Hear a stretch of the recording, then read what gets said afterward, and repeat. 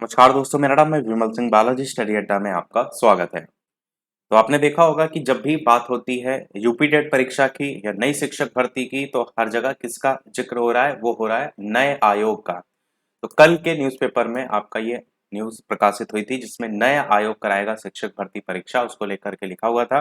परंतु एक चीज अगर आप ध्यान देंगे तो इसमें इसके कार्यों में बहुत सारी चीजें ऐड की गई हैं, जिसमें आप देखेंगे तो किसी परिषदीय जूनियर बेसिक विद्यालय का सहायक अध्यापक हो, चाहे किसी मान्यता प्राप्त या सहायता प्राप्त जूनियर हाई स्कूल हो, उसमें भी सहायक अध्यापक की भर्ती। इसी प्रकार अलग अलग बहुत सारी कैटेगरियां मर्ज करते हुए एक पर्टिकुलर आयोग को परीक्षा कंडक्ट कराने के लिए जो है वो दी जाएगी। यही इस न्यूज की पहली लाइन में भी लिखा गया है कि उच्चतर शिक्षा सेवा आयोग और माध्यमिक शिक्षा सेवा चयन बोर्ड को खत्म करने की तैयारी है। यानी अभी तक जो पर्टिकुलर अलग अलग आयोग होते थे, जैसे प्राइमरी लेवल के लिए हम बात करते हैं, प्राथमिक में जो पीएनपी सचिव हैं वो परीक्षा कंडक्ट कराने का पूरा कार्य करते थे। माध्यमिक स्तर पर आपका अलग होता था, उच्च प्राथमिक या उच्च स्तर की अगर बात करें तो अलग अलग होता था। तो जब आयोग अलग अलग होता था तब कोई भी कार्य को होने में, कंप्लीट होने में कितना टाइम लगता था। तो जाहिर सी बात है, जब उसको एक मर्ज कर दिया जाएगा इस पूरे आयोग में, अगर आप देखेंगे तो पर्टिकुलर एक ही अध्यक्ष जो है वो उसको प्रस्तावित किया गया है। टोटल एक अध्यक्ष और इसमें 7 अन्य आपके जो है वो सदस्य इसके साथ साथ होंगे, परंतु एक अध्यक्ष के ही अंडर में सारा काम जो है वो करेगा।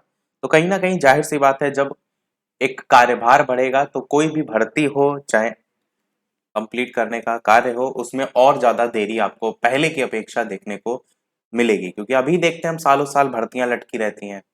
और देखते हैं ये जो न्यूज़ है ये कल प्रकाशित होने का एक कारण ये भी है, क्योंकि जो नई शिक्षक भर्ती से संबंधित लखनऊ इको गार्डन में आपका धरना चल रहा है, उसके जवाब के रूप में भी आपको ये देखने को जो है वो मिली। न्यूज़ के अंतर्गत बात करते हैं तो इसमें बात की गई है कि अब कभी भी इसे बंद करने की घोषणा, यानी कि उच्चतर शिक्षा सेवा आयोग और माध्यमिक शिक्षा को हो सकती है, और यहाँ के कर्मचारी और अधिकारी नए आयोग में शिफ्ट कर दिए जाएंगे।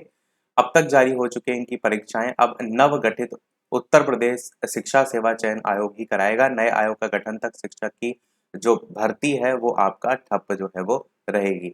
और आप खुद से देख लीजिए कि नए आयोग के गठन को लेकर के एनईपी 2020 में जो है वो बात की गई थी। अधिनियम संख्या आपकी 2019 22 सन 2019 करके थी, और धारा जो आपकी थी 25 थी, जिसमें बात की गई थी। परंतु इतना लंबा समय बीतने के बाद भी कोई भी आयोग को लेकर के बात नहीं हुई है, और सारी चीजें उसी प्रवेश पे लटकी हुई हैं। आगे लिखा है कि बेसिक, माध्यमिक और उच्च जो शिक्षा संस्थान है उसमें शिक्षकों की भर्ती जो है उसके लिए शिक्षा सेवा चयन आयोग का एक्ट 2019 में तैयार हुआ था। यही चीज मैंने बताई आपको।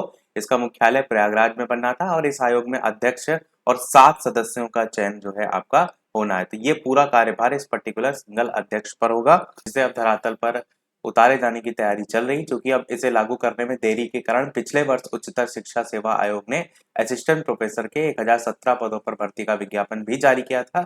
ऐसे में माध्यमिक जो शिक्षा सेवा चयन बोर्ड है उसने 4163 शिक्षक की भर्ती का विज्ञापन जारी कर दिया था। आवेदन लेने के बाद ये भर्ती प्रक्रिया आगे नहीं बढ़ सकी थी। आयोग और चयन बोर्ड के सदस्यों का कार्यकाल पूरा नहीं हुआ तो नए का चयन नहीं हुआ, और अब इनका काम भी जो है वो ठप है। तो जिन भर्तियों का आवेदन लिया जा चुका है उनकी परीक्षा नया आयोग कराएगा, और जनवरी में मुख्यमंत्री ने नया आयोग गठित किए जाने की घोषणा की और जल्द अमल में लाने को लेकर के भी किया है। परंतु अगर आप सबसे लास्ट वाली लाइन देखेंगे तो इसमें अब मेडिकल इंजीनियरिंग कॉलेज में शिक्षक भर्ती का अधिनियम भी जोड़ा जा रहा है। यानी अभी तक जो उच्च स्तर है उसके लिए भी आयोग, मैंने बताया स्टार्टिंग में अलग था, जिसमें मेडिकल इंजीनियरिंग, उन सबको भी इसी में मर्ज किया जा रहा है।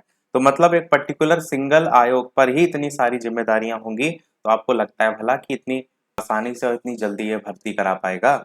बिल्कुल नहीं। तो यही था हमारे इस ओवरऑल अपडेट में। अब देखना है कि कितने समय में ये नया आयोग गठित हो पाता है। तो आज के में इतना ही रखते हैं। वीडियो पसंद आया लाइक कीजिएगा और लोग से शेयर कीजिएगा। मिलते हैं अगले अपडेट में, तब तक के लिए नमस्कार, जय हिंद।